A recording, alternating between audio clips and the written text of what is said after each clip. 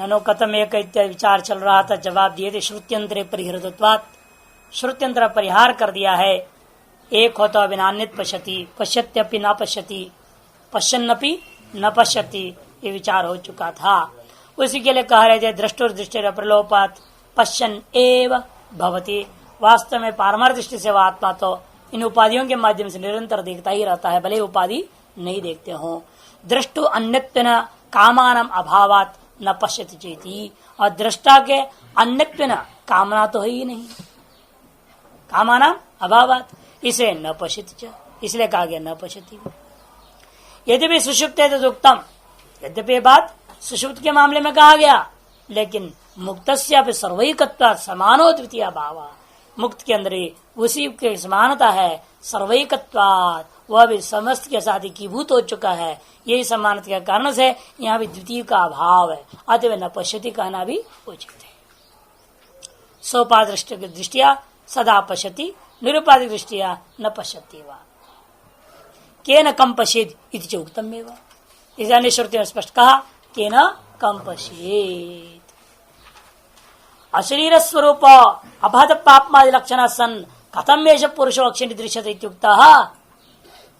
कहते कि देखो अशरीर स्वरूप, ये आत्मा कैसा है, अशरीर स्वरूप वाला है, अपहत पापमादि लक्षण, अपहत पापमादि लक्षण वाला है, साक्षात जो है सन कथम एष पुरुषो अक्षिणी दृश्यते इत्युक्त प्रजापति ना। यदि ऐसा था फिर प्रजापति के इस प्रकार का उपदेश क्यों दिया गया, एष पुरुषो अक्षिणी दृश्यते तथा असौ अक्षिणी साक्षात दृश्यते तद वक्तव्यमिति इदम् आरभ्यते। तत्र तावत् तथा असौ अक्षिणी साक्षात भी दृश्यते, इस आंक में जो है ना वास्तव में वो प्रतिबोध विहितम मतम के आधार पर साक्षात हो सकता है। हर उपाधि में वो चेतन है ना, हर उपाधि के साथ रहने वाला उस अधिष्ठान का चेतन या तद्वृत्तिवचिन चेतन के माध्यम से उस चेतन को हम ग्रहण कर सकते हैं। प्रतिबिंब के द्वारा बिंब का ग्रहण हो सकता है। हम चक्षु से विषय देख रहा हूं, इस समय भी क्या है, चैतन्य तो काम कर रहा है, चैतन्य अधिष्ठित होकर के ही कर्ण, उसी चैतन्य वचन चेतन होकर के स्व उपाधिक चैतन्य होकर विशिष्ट चैतन्य होकर के वो सामान्य चेतन के आधार पर ही सब देख रहे हैं। यदि इस समय में भी चाहेगा तो हम उसको अनुभव कर सकते हैं। यदि सब बंद हो जाएगा तब अनुभव होगा ब्रह्म, ऐसी बात नहीं है। इसलिए यह छेद अवेदित का दिए, शरीर में रहते वक्त अचानक, यानी कि मरने के बाद ब्रह्मानुभूति होगा, सब इंद्रियां जब नहीं होंगे तब ब्रह्मानुभूति होगी, ऐसा नहीं है। अगले मंत्र इसलिए ही आरंभ होता है, उस विषय में आकर है तथा असौ अक्षिणी साक्षात दृश्यते तद वक्तमिति इदम आरभ्यते तत्र को हेतुर अक्षिणी दर्शने इत्याह। इसलिए अक्षिणी में ही अनायास दर्शन में क्या कारण है, इत्यतः सदृष्टांत यथा, उसको एक दृष्टांत से समझाया जाएगा किस प्रकार से अनायास आप ग्रहण कर पाते नक्षी में ही। प्रयोग्य परोवा सशब्द, तो सदृष्टांत में जो सशब्द है ना, सशब्द कर दी प्रयोग में ही लेना, प्रयोग्य में सप्रयोग्यो यथा ऐसा अर्थ कर देना, यथा सप्रयोग्य ऐसा भी ले सकते हैं। अतः सदृष्टांतो यथा, वह दृष्टांत जैसा है वो इस प्रकार है। प्रयुज्यति प्रयोग्यो, क्या है वो, अश्वो बलिवर्धोवा, प्रयुज्यति प्रयोग्य, व्युत्पत्ति कर दिखा दिया, प्रकट रूपेण जोड़ दिया गया है, जो उनको प्रयोग्य कहते हैं। किनको जोड़ते हैं हम, घोड़े को, बैल को, है ना, रथ और बैलगाड़ी में। यथा लोके, जैसा लोक में होता है वैसे। आचरित अनेन आचरण कर्ण व्युत्पत्ति, इन्हीं बैल के कारण से या घोड़े के कारण से जो चलते हैं, अनेन अश्वेन बलिवर्धेन वा यह आचरति चलति इति आचरण। कौन है वो, रथः, अनोवा, अनामने बैलगाड़ी। तस्मिन् आचरणे तादृश क्रिया विशिष्ट रथ में युक्त, कौन, घोड़ा और बैल, किस लिए, तद आकर्षण आया, उस रथ और बैलगाड़ी का खींचने के लिए ही, और घोड़े को और बैल को उन रथ में और बैलगाड़ी में जोड़ा गया है। एवं इसी प्रकार से इस शरीर में प्राण को जोड़ दिया है, इस शरीर को खींचने के लिए, चलाने के लिए। एवं अस्मिन शरीर है रथस्थानीय, शरीर क्या है? रथस्थानीय है, इसमें रथी प्राण है।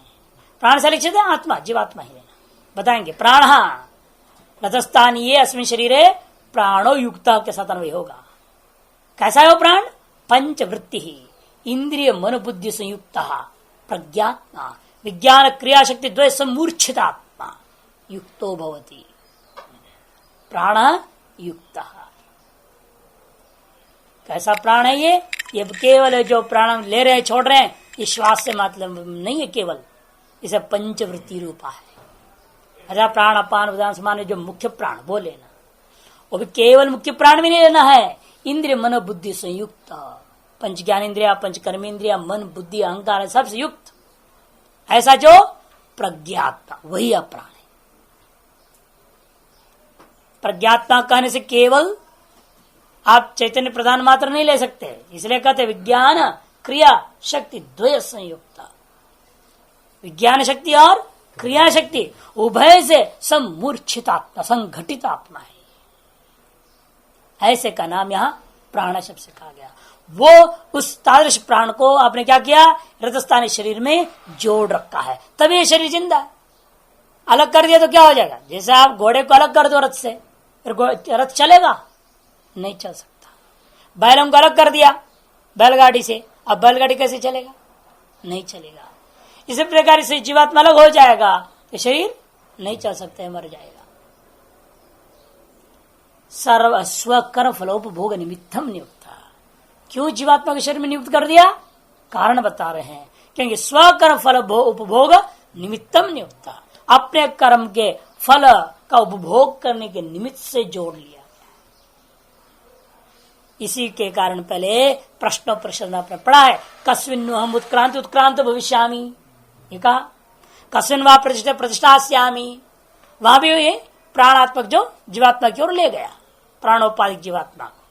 उसी प्रकार यहां भी समझिएगा, ईश्वरेण राज्य सर्वाधिकारी दर्शन श्रवण चेष्टा व्यापार अधिकृत। जैसा ईश्वरेण राज्य, जैसे राजा के द्वारा किसी प्रांत का मंत्री बना दिया गया, जैसे आजकल डीएम होता है, हर जिले का डीएम होता है, हजू सर्वाधिकार, चाहे गोली चलवा दे कि कुछ करवा दे, है ही नहीं। तो इसी तरह से ईश्वर के द्वारा मानो यह भेज दिया गया है शरीर के अंदर जीवात्मा को, इसलिए क्या करता है? सब कुछ करने को इसका अधिकार है। शरीर क्या क्या कर रहा है? ये दर्शन श्रवण आदि विभिन्न प्रकार की चेष्टा निर्मित व्यापारों को कर रहा है।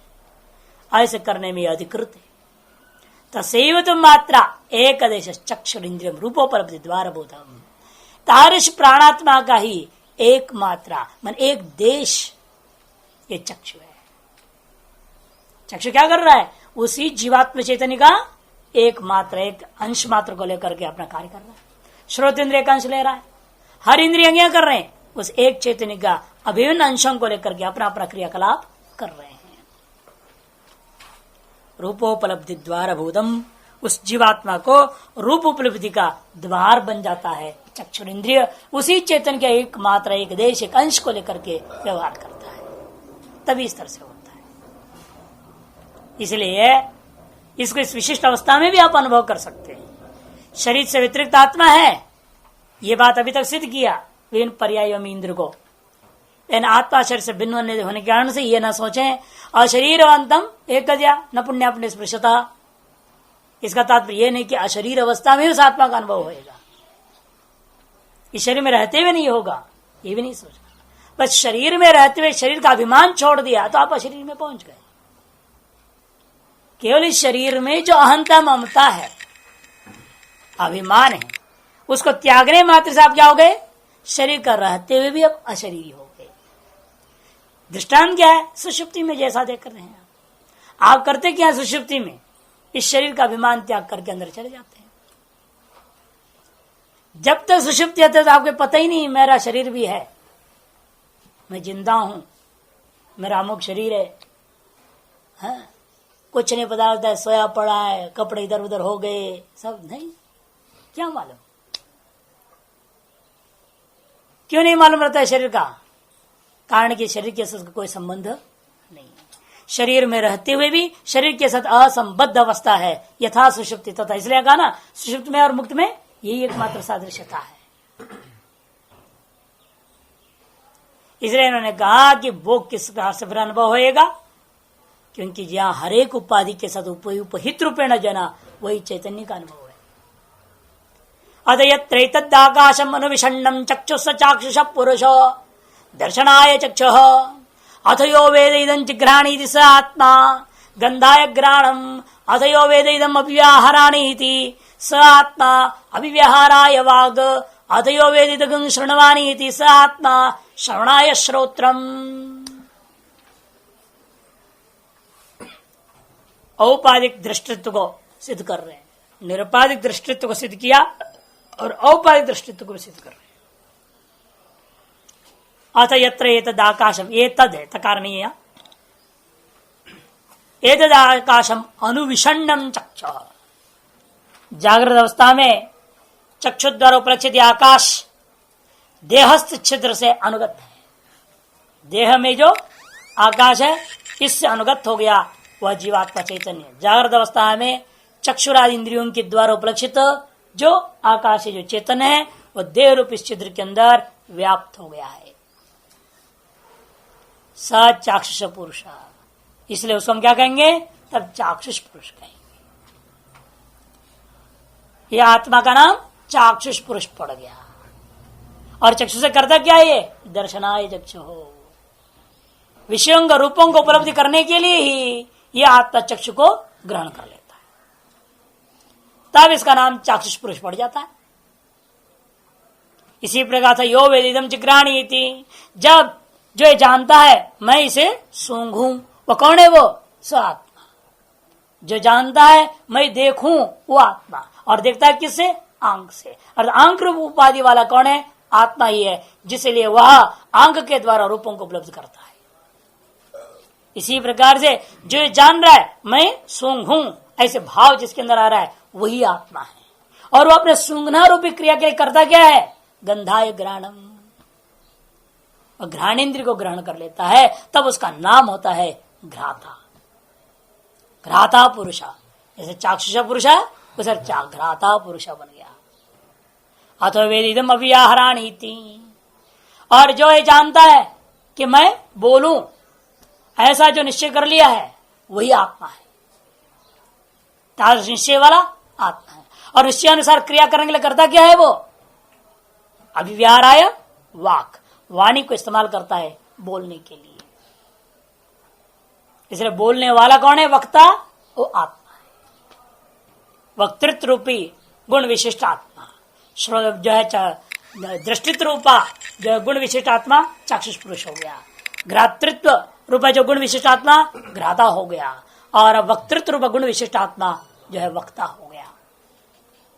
और वही पुनः जब जानता है यो वेद इदम शृण्वानी थी, मैं इसे सुनूंगा, ऐसा जो ये निश्चय कर लिया मैं सुनूंगा, ऐसा निश्चय करने वाला ही कौन? तो आत्मा है, स आत्मा। और करता क्या है तब? सुनने के लिए श्रवणाय श्रोत्र, सुनने के लिए श्रोत्र इंद्र का इस्तेमाल करता है। और श्रोत्रोपाधि वाला होकर के वह श्रोता नाम का संज्ञा को प्राप्त कर देगा, तो श्रोता पुरुष हो गया। श्रोतृत्व रूपा धर्म विशिष्ट श्रोता नाम से उसका नाम आत्मा को कहा जाएगा।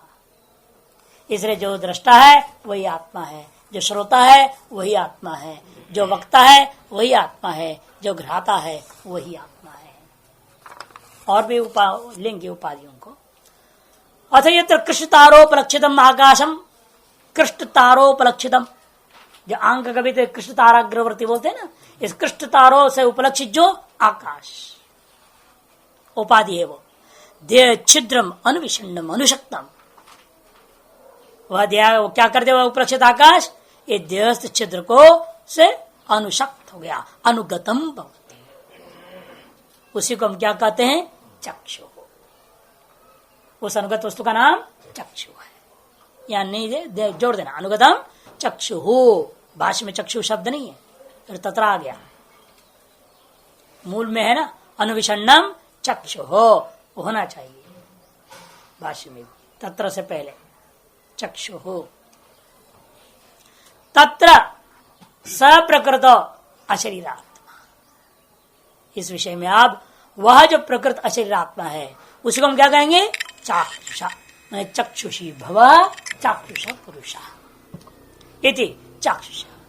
तस्य तार चाक्षु पुरुष जो है अपना दर्शन रूपी क्रिया करने के लिए क्या करता है, तस्य दर्शनाय रूपोपलब्धे है चक्षु करणम, दर्शनाय चक्षु है ना, उसकी व्याख्या कर रहे हैं। तस्य चाक्षुष पुरुषस्य, वह चाक्षुष पुरुष जो है ना, जब दर्शन करना चाहता है उसका अपना दर्शन रूपी क्रिया करने के लिए अर्थात रूप का उपलब्धि करने के लिए वह चक्षु रूपी करण को इस्तेमाल करता है। तद देहादि विसंहतत्वात्, इसलिए बहुव्रीहि समास, चक्षु कर्णम यस्इति चक्षु, चक्षु कर्ण जिसका उसको कहते चक्षु। कौन है वो, आत्मा का एक नाम चक्षु हो गया। और तारस उपाधि वाला उसमें होने वाला होने के कारण से चक्षुष बाबा चाक्षुष भी उसका नाम है। चक्षु कर्णम यस्य तद देहादि भी संहतत्वात्, क्योंकि अब वह देहादियों से संहत है। परस्य दृष्टुर अर्थे स्वत्र चक्षुष दर्शने लिंगेन दृश्यते परो अशरीरो संहता, इसलिए जो पर दृष्टा है, नित्य दृष्टा है, वो क्या करता है, उसके लिए ही दृष्टु अर्थे व परस्य दृष्टु, जो नित्य दृष्टा है उसके ही प्रयोजन को सिद्ध करने के लिए स्वत्र वही अशरीर जो आत्मा था, अत्र चक्षुषी, इस चक्षु के अंदर दर्शन रूपी लिंग के द्वारा दृश्यते, वही अनुभव में आ रहा है। कौन, सो परो अशरीरो असंहत, जो पर है अशरीर है असंहत है, वही इस संहता संघात के अंदर आकर के दर्शन रूपी क्रिया के माध्यम से चक्षु में जो अधिष्ठान रूप में विद्यमान होकर के हमें अनुभव में आता है। अक्षिणी दृश्यते, इसी बात को मन में रख करके प्रजापति ने कहा वह शुद्ध ब्रह्म जो अजर अमर अमृत अभय है वही इस आंकों के अंदर सोपाधिक रूप में अनुभव में आता है। अक्षिणी दृश्यते प्रजापति ना उक्तम, सर्वेन्द्र द्वार उपलक्षणार्थम, सकल इंद्रिया रूपी द्वारों को उपलक्षित कर दिया है। केवल चक्षु में ही अर्थ नहीं, चक्षु में प्राधान्यता इसलिए कि व्यक्ति का सकल व्यवहारों में चक्षु प्रधान है। चक्षु के द्वारा जो कैच लेता है फोटो वो भूलता नहीं। दो है हमारे पास मुख्य रूपेण ज्ञानों को हम ग्रहण करने का, या तो चक्षु या तो श्रोत्र, और बाकी सारी इंद्रियां इनसे जरा प्राप्त वस्तुओं को लेकर व्यवहार करते हैं।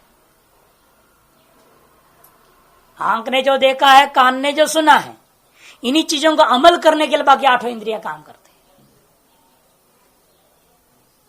ये घ्राण इंद्र तो बाह्य विषयों को सीधा ग्रहण नहीं कर, वो तो गुण को केवल ग्रहण करेगा घ्राण इंद्रिय। रस इंद्रिय केवल रस रूपी गुण को ग्रहण करता है, और त्वग इंद्रिय भी केवल स्पर्श ग्रहण करता है, द्रव्य ग्राही नहीं होता। इसलिए तीन ज्ञान इंद्रियों का हाल है। तो मुख्य रूप से दो ही ज्ञान इंद्रियां हुआ जो सर्वगुण विशिष्ट पदार्थों को ग्रहण करने वाले, वह चक्षु और श्रोत्र इंद्रिय। क्योंकि श्रोत्र इंद्रिय जितना वर्णन करेंगे किसी वस्तु के बारे में वह सब आप जान लोगे, फिर वहां जाके जहां जिसका वर्णन किया वहां जाओगे वही से सारा चीज दिखाई देगा, यदि यथार्थ वर्णन है तो।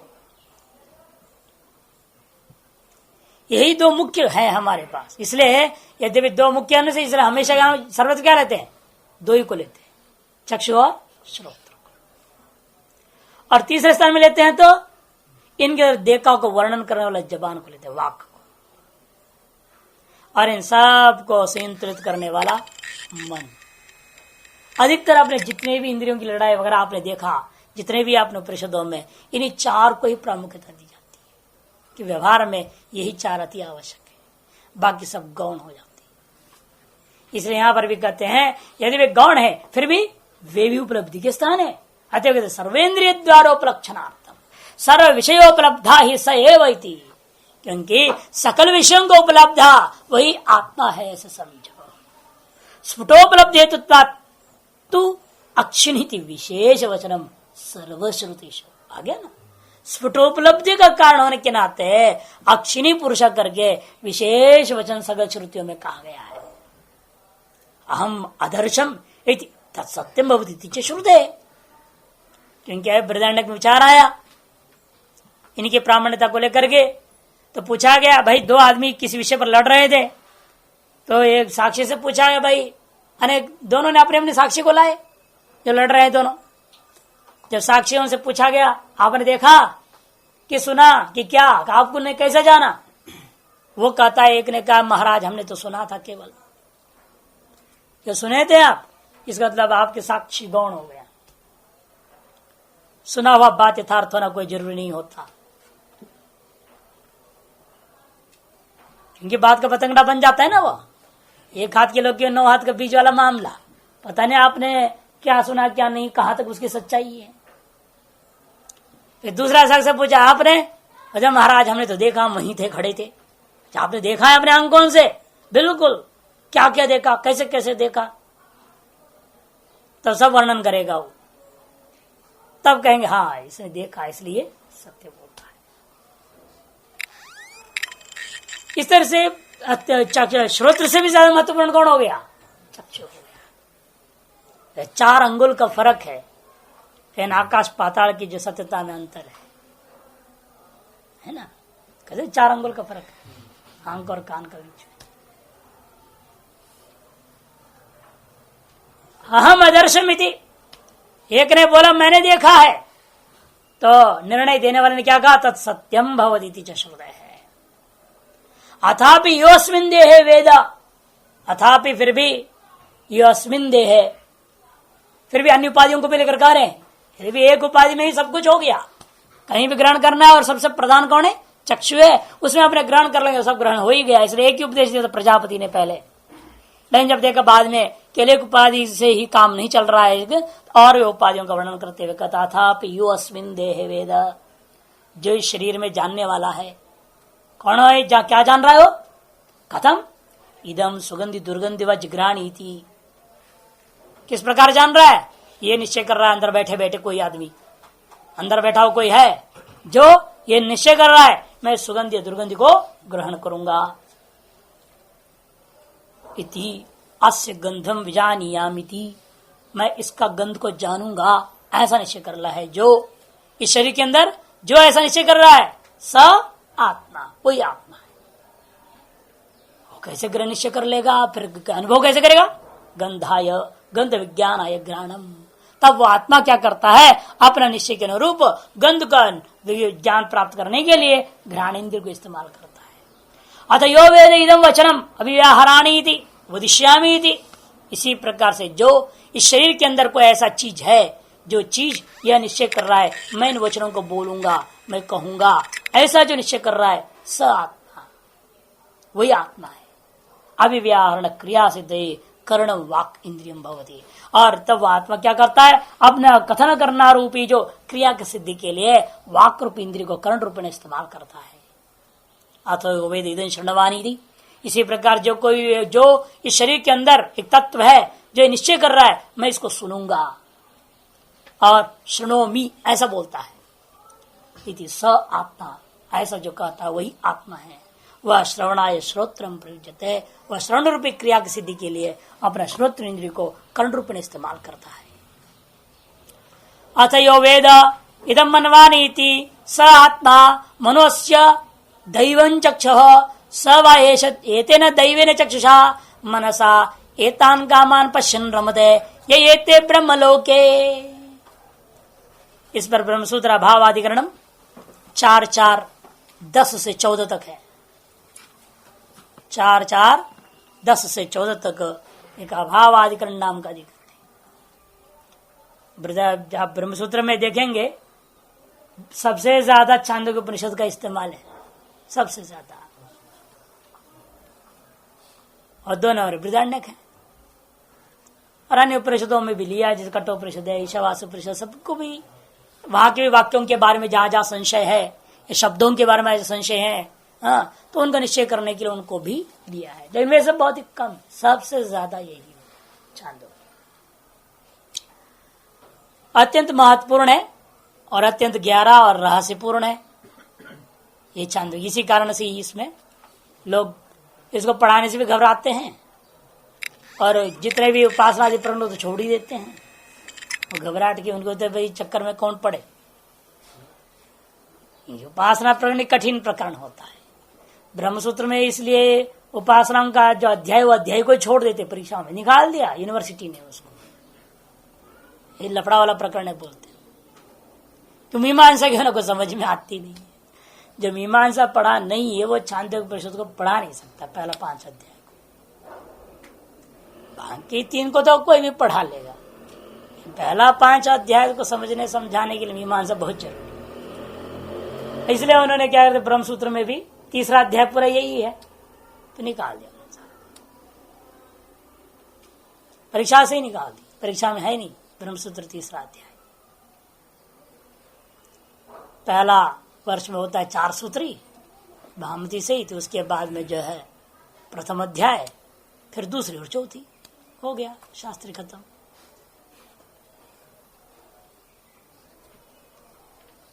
अथयो वेद इदम मनवानी थी, इस शरीर के अंदर जो ये जान रहा है और कह रहा है कि मैं इस बात का मनन करूंगा, वही आत्मा है समझो। और दर्श मनन रूपी क्रिया करने के लिए वह क्या करता है, यह मन रूपी वस्तु इंद्रियों को करण रूपी में इस्तेमाल करता है। और मन को हम दैव चक्षु कहते हैं। मन का एक नाम रख दिया दैवम चक्षु। यह मन तो मानो उस आत्मा का दिव्य नेत्र है कि सकल इंद्रियों के विषयों को ग्रहण कर लेता है। ये जो बाह्य चक्षु है एक केवल रूप मात्र को ग्रहण करता है, लेकिन मन रूपा जो चक्षु है सर्वेंद्रिय विषय को ग्रहण करा देता है, इसलिए उसको दैवम चक्षु कहते हैं। आत्मा, इसलिए वह यह जो आत्मा है वो क्या करता है, एतेन दैवेन चक्षुषा मनसा, या दैव चक्षु रूपा मन के द्वारा सकल भोगों को देखता हुआ रमण करता है। एतान कामान पश्यन रमते, यह एते ब्रह्मलोक है, जो ब्रह्मलोक में आच्छादित है, उन्हें देखता हुआ रमण करता है। ये भोग जो उसी प्रकार से है जो ब्रह्मलोक में आच्छादित है। जैसे निधि आच्छादित है और उस निधि पर आप चल रहे हो, लेकिन निधि का कोई पता नहीं, तो जब ब्रह्मलोक पर ये सब आच्छादन है और आप इसी में चल रहे हैं और ब्रह्मलोकी लोगों को भूल रहे। विषय रूपी आच्छादन को हम ग्रहण कर रहे हैं, वो आच्छादित कर रहा है जिस तत्व को, उस ब्रह्मलोक को कोई नहीं जानता है। अथ यो वेद इदम मनवानीति, अथ यो वेद इदम मनवानीति, मनन व्यापारम इंद्रिय असंस्पृष्टम मनवानीति। मनन रूपा व्यापार, केवल मन रूपा व्यापार जब लेंगे तब क्या होता है, अन्य इंद्रियों से वह संबद्ध है। जब अन्य इंद्रिय संबद्ध रहेगा वो वही नाम हो जाएगा, उसका श्रोता घ्राता वगैरह हो जाएगा, तो इंद्रियों से उपाय से विशिष्ट हो गया ना वो। इसलिए क्या जान के कह दिया अन्य इंद्रियों से असंस्पृष्ट है, तब वही निर्णय हुआ कि मैं मनन करूंगा, मैं मनन रूपी व्यापार करूं। मनवानी इति यो वेद अस्मिन् शरीरे, इस शरीर के भीतर रहकर जो इस प्रकार से जान रहा है स आत्मा, वही आत्मा है। और वह अपना मनन रूपी व्यापार करने के लिए क्या करता है, मननाय मनः, मनन रूपी व्यापार करने के लिए मन रूपी इंद्रिय को करण रूप में इस्तेमाल करता है। यो वेद स आत्मा इत्यं सर्वत्र प्रयोगा। प्रत्येक उपाधि में आपने क्या देखा, इस शरीर में जो उस औपाधिक क्रिया को करने का इच्छुक है या जान रहा है, वो आत्मा से प्रत्येक पर्याय में कहा यो वेद सात्मा, यो वेद सात्मा इत्येवं सर्वत्र प्रयोगात् वेदनम अस्य स्वरूपम इत्यवगम्यते। इसे एक और निश्चय हो गया, इसका स्वरूप ही ज्ञान है। वेदनम एव अस्य स्वरूपम, इस आत्मा का स्वरूप ज्ञान रूप ही है। यथा यह प्रस्ताद प्रकाशयति स आदित्यो यो दक्षिणतो, यह पश्चात यह उत्तरतो, यह ऊर्ध्वं प्रकाशति स आदित्य तुक्ते है प्रकाश स्वरूप सहित गम्यते। जैसे कह देते हैं ये सूर्य उत्तर दिशा में प्रकाशन करता है, ये सूर्य दक्षिण में करता है, पूर्व में करता है, पश्चिम में करता है, ऊपर में करता है, नीचे में करता है, सब तरफ कर रहा है, प्रकाशित कर रहा है, प्रकाश कर रहा है। इसका मतलब क्या, वह सूर्य प्रकाश रूप ही है। जो सभी और प्रकाशन करने में सामर्थ्य रखता है वह अवश्य प्रकाश स्वरूप होता है। यथा जो सभी उपाधियों में जानने वाला होता है वह अवश्य ज्ञान रूप ही होगा। जैसे सभी और प्रकाशन करने वाला प्रकाश स्वरूप है। सभी उपाधियों में जो उपाधियों से उपहित होकर जानने वाला जो होगा वह अवश्य ज्ञान रूप ही होगा। दर्शनादि क्रिया निर्वृत्त्यर्थानि तो चक्षुरादि करणानि, अतः ज्ञान रूप होते हुए भी वो करता क्या है? दर्शनादि क्रियाओं को सिद्ध करने के लिए चक्षुरादि करणों को इस्तेमाल करता हुआ तत्व उपाधियों वाला होकर के तत्व उपहित विशिष्ट नाम वाला हो गया श्रोता जो है, दृष्टा इत्यादि। आत्मनः इदम चास्य आत्मनः सामर्थ्य दवगम्यते, ये जो आत्मा का यह स्वरूप जो है ना वाक्य के सामर्थ्य से ज्ञापन हो रहा है। यो वेद स आत्मा, ऐसे जो बार बार कहा है ये तारस वाक्य सामर्थ्य से आधार पर ये आत्मा का ज्ञान रूपता निश्चय होता है। आत्मन सत्ता मात्र एवं ज्ञान कर्तृत्व न तो व्यापृतया। फिर क्यों आपने कहा यो वेदा ज्ञान का करता है? वो कहते नहीं, ज्ञान कर्तृत्व भी सत्ता मात्र न, किसी व्यापार विशेष को लेकर के नहीं। ज्ञान का भी कोई कारण नहीं है उसके पास। इसे मनन के लिए कारण था, है कि नहीं? निश्चय के लिए कारण था, देखने के लिए कारण था, ज्ञान के लिए कारण कौन है? यदि ज्ञान भी किसी उपाय से माध्यम से गृहीत होता, अपना स्वरूप ना होता, तो उसका भी कोई ना कोई कारण होना चाहिए। लेकिन ज्ञान का पृथक कोई कारण नहीं। जो मनन निश्चय आदि, मनन के लिए मन, निश्चय के लिए बुद्धि, अहंकर्तृत्व के लिए अहंकार, है कि नहीं? ये सारी चीजें हैं। और श्रोतादित्य तो है ही हो स्पष्ट उपाधियां। तत्व उपाधियों से विशिष्ट को लेकर के हर एक चीज को ज्ञान पा रहा है। लेकिन ज्ञान मात्र को जानना हो चाह रहा हो, मान लो हम जाना, इतना ही बोला, हाँ जानामि एतारश, जाना रूपी व्यापार के लिए कोई करण की अपेक्षा है उसको? नहीं। इन्हीं करणों के माध्यम से तो विषयों का जानना ही उसका जानना है। अलग से केवल जानना नाम का चीज कोई होता ही नहीं। इसे कहते हैं सत्ता मात्र एवं ज्ञान कर्तृत्व न तो व्यापृतया। यदि व्यापार पूर्वक उसमें ज्ञान कर्तृत्व आत्मा में आ जाता, फिर उस व्यापार को कारण मानना पड़ता। जैसे आत्मा में दृष्टित्व आया, क्यों आया? क्योंकि उसने दर्शन रूपी व्यापार किया। आत्मा ने दर्शन रूपी व्यापार किया, इसलिए उसमें दृष्टित्व आ गया, और तारस व्यापार के लिए उसको कारण जरूरत पड़ गया चक्षु। तद्वत यदि यहाँ पर ज्ञान कर्तृत्व आत्मा में, दर्शन कर्तृत्व दृष्टित्व जैसा आत्मा में है, ज्ञान कर्तृत्व ज्ञातृत्व आत्मा में आप लाना चाहते हो, फिर उस आत्मा ज्ञान रूपी व्यापार मानना पड़ेगा, नहीं मानना पड़ेगा? और व्यापार मानोगे फिर उसको कारण मानना पड़ेगा। बिना कारण का तो व्यापार होता नहीं, या नहीं?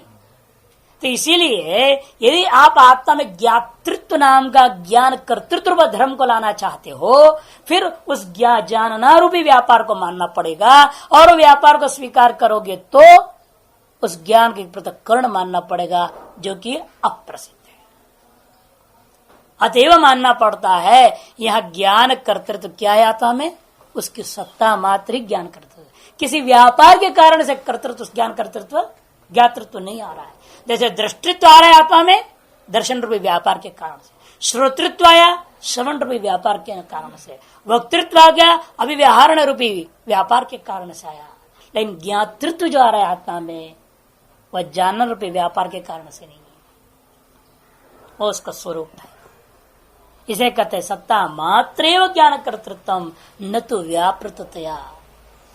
यथा सवितो सत्ता मात्र प्रकाशन कर्तृत्व न तो व्यापृतेति तद्वत्। जैसे सविता का सत्ता मात्र से प्रकाशन कर्तृत्व माना जाता है, नहीं तो प्रकाशन कर्तृत्व के लिए प्रकाशन रूपा व्यापार, उस व्यापार का संपादन करने के लिए सूर्य भी कोई न कोई कारण इस्तेमाल करता है क्या? नहीं करेगा ना। जैसे आप जो है अंधकार में घट का प्रकाशन करना चाहते हैं तो क्या करना पड़ता है? आपको टार्च को जलाना पड़ता है। कर्ण इस्तेमाल किया ना प्रकाशन रूपी व्यापार के लिए। हम लोग जिसलिए हम लोग प्रकाश रूप नहीं है, अतएव यदि प्रकाश रूप होते तो हमें कोई कर्ण की जरूरत नहीं थी, हम खड़े हो गए तो घट प्रकाशित हो जाता। लेकिन आप प्रकाश रूप नहीं है ना, आपका मतलब यह शरीर विशिष्ट की बात हो रही है। अतएव आपको क्या है? टार्च रूपी कर्ण की इस्तेमाल करना पड़ा प्रकाशन रूपी व्यापार के द्वारा वस्तु का प्रकाशन करने के लिए। लेकिन सूर्य क्या ऐसा है? वह संसार को प्रकाशन कर रहा है, तारस प्रकाशन रूपी क्रिया का सिद्धि के लिए क्या कोई न कोई कर्ण को इस्तेमाल करता है? उसके द्वारा सूर्य जो है जगत को प्रकाशन करेगा? नहीं। अतएव सूर्य के अपने सत्ता मत से क्या है? प्रकाशन हो रहा है। इसका मतलब सूर्य का स्वरूप प्रकाश रूप मानना पड़ेगा। किसी प्रकार से आत्मा की सत्ता मात्र से ज्ञान रूपी क्रिया संपादन हो जाता है। अच्छा, मानना पड़ेगा आत्मा का स्वरूप ज्ञान कर तो ज्ञातृत्व तो ज्ञान रूप ही है। इसलिए क्या दृष्टांत बढ़ा लिया, सभी तो सत्ता मात्र एवं प्रकाशन कर तो न तो व्यापृतता यथा तद्वत। ठीक उसी प्रकार से आत्मा में समझना। मनो अस्य आत्मनो दैवम अप्राकृतम। मन जो है ना, इस आत्मा का एक दैव है, अर्थात अन्य इंद्रियों की अपेक्षा से उत्कृष्ट होने से अप्राकृतम। इतर इंद्रिय असाधारण। अप्राकृतम मतलब पांच भूत नहीं है, समझ समझो, इसलिए स्पष्ट कर दिया। इंद्रिय असाधारण, अन्य इंद्रियां साधारण है, उनकी अपेक्षा से असाधारण है। अतएव दैवम कह दिया। चक्षु चष्टे पश्यति अनेन इति चक्षु। चक्षु कैसा बना? चष्टे इति चक्षु, चक्षिंग धातु, चष्टते इति चक्षु, पश्यति अनेन। चष्टे की व्याख्या हो गया पश्यति, अनेन इति चक्षु, कर्ण व्युत्पत्ति से बनाया है। अतएव दैव चक्षु है। इस आत्मा का यह जो असाधारण कर्ण है, साधन है। वर्तमान काल विषयाणी इंद्रियाणी। क्यों इसको ऐसा कह रहे हो? क्योंकि जो इंद्रियां होती है चक्षु श्रोत्र आदि क्या है?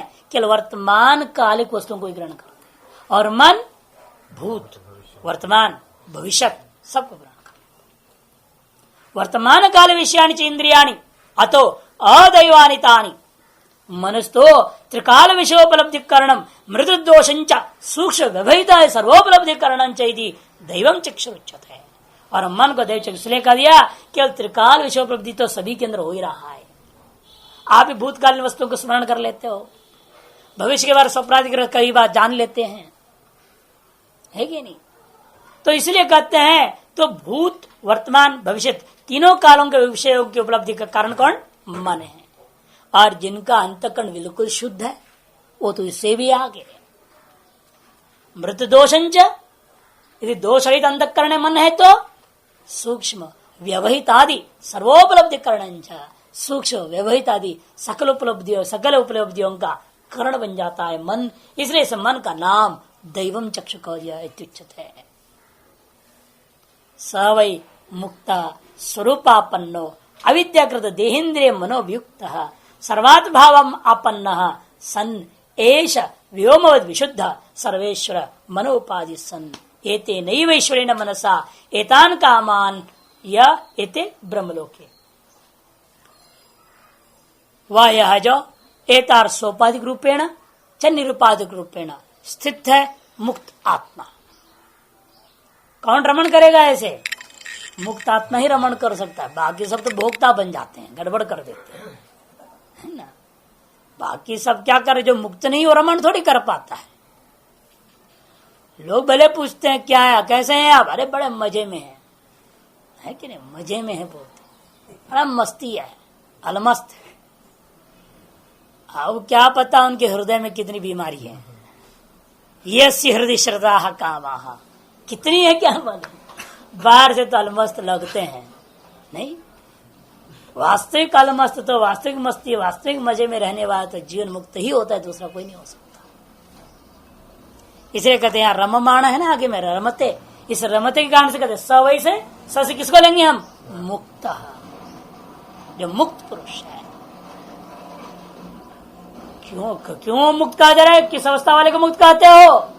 जो स्वरूपापन्नो, जो स्वरूप को ही प्राप्त कर चुका है वो मुक्त होता है। क्योंकि वहां मंत्र में स वाएश एतेन दैवेन चक्षुषा, स वाएश, वो स की व्याख्या कर स गण मुक्त। मुक्त का तात्पर्य भी क्या? जो स्वरूप को उसमें प्रतिष्ठित हो गया है। अविद्याकृत देहेन्द्रिय मनोवियुक्त, अविद्याकृत देह इंद्रिय मन आदि उपाधियों से अत्यंत असंबद्ध है, अर्थात इनमें अनासक्त है। इनमें आसक्ति ही इनसे बंधन है, इनमें अनासक्त होना ही इनसे जो युक्त होना है। इनसे रहित हो गया का मतलब ऐसा मर गए, ऐसा अर्थ करो ना, नहीं मर गए तो फिर क्या रमण करेगा, वो घटेगा नहीं ना रमण के साथ।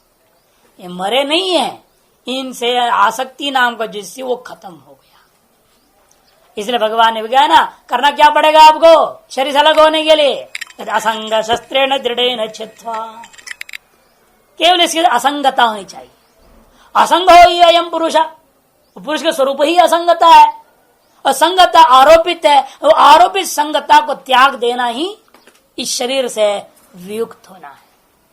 इसे कहते हैं अविद्याकृत है। वो आरोप कैसे हुआ, अविद्या कारण से। अविद्याकृत जो देहेंद्रिय मनो का संबंध था उससे वियुक्त होना ही मुक्तता है। सर्वात्म भावम आपन्ना, जो ऐसा होता है उसका संबंध एक शरीर से नहीं रह गया, अतएव सर्वात्म भाव को प्राप्त किया हुआ है। ऐसा होकर सन एष व्योमवद विशुद्ध, स एतादृश सन, स मुक्ता सन, एष मने व्योमवद विशुद्ध। सर्वेश्वर मन उपाधि, सर्वेश्वर का जो मन रूपी उपाधि वाला होकर के रहता है, उपाधि सन ये तेनैव ईश्वरेण मनसा एतान कामान सवित्र प्रकाशवत् नित्य प्रयतेन दर्शनेन पश्यन् रमते। ईश्वर मन उपाधि मने सर्व सामर्थ्य वाले ईश्वर मन क्यों करे, मन रूपी उपाधि वाले तो सभी हैं दुनिया में, मन रूपी उपाधि वाले तो आप भी हैं, लेकिन आपका मन ईश्वर है क्या, सर्वसमर्थ है वो। जैसा भी कहा सूक्ष्म वेविता सब दर्शन करने में उपलब्धि का साधन होनी चाहिए। वो कैसा मन होता है, मृदित दोषंच कहा था ना, मृदित दोषम, सर्व दोष रहता एकदम विशुद्ध मन, उसको कहते हैं ईश्वर मन। ईश्वरत्व मन में तभी है जब अत्यंत विशुद्ध, नहीं तो मन भी बेचारा क्या करेगा, आपकी वासनाओं के अनुसार नाचते रहे।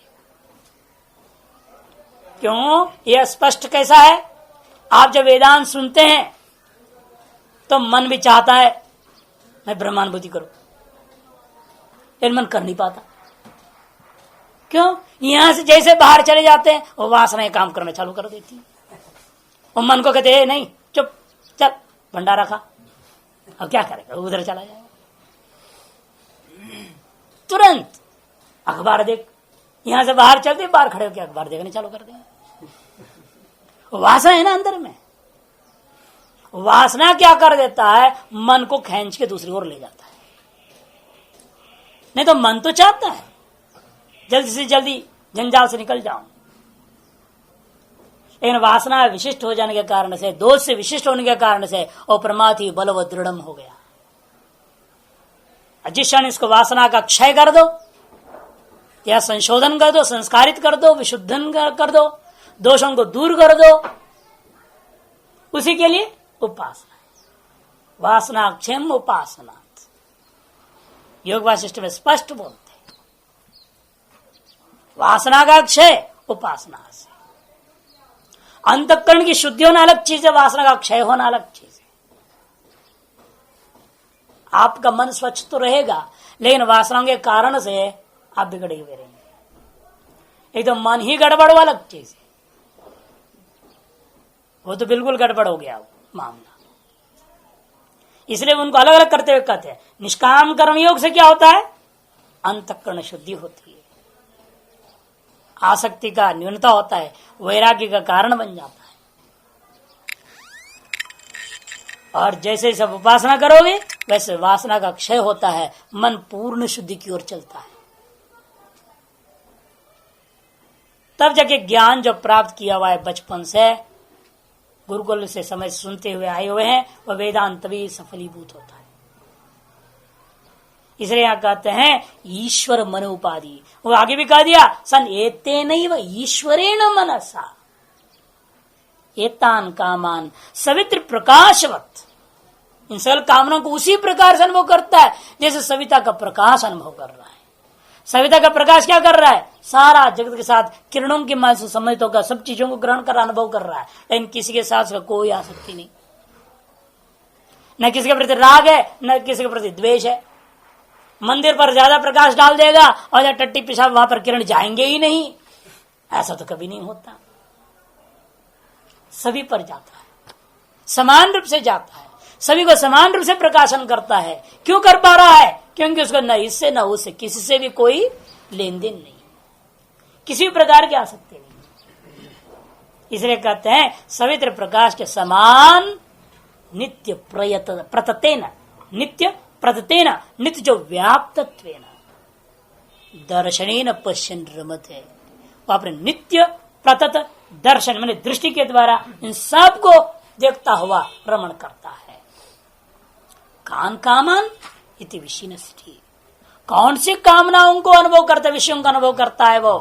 कहते एते ब्रह्मणी लोके हिरण्य निधिवत बाह्य विषया असंगानृतेन अपिहिता।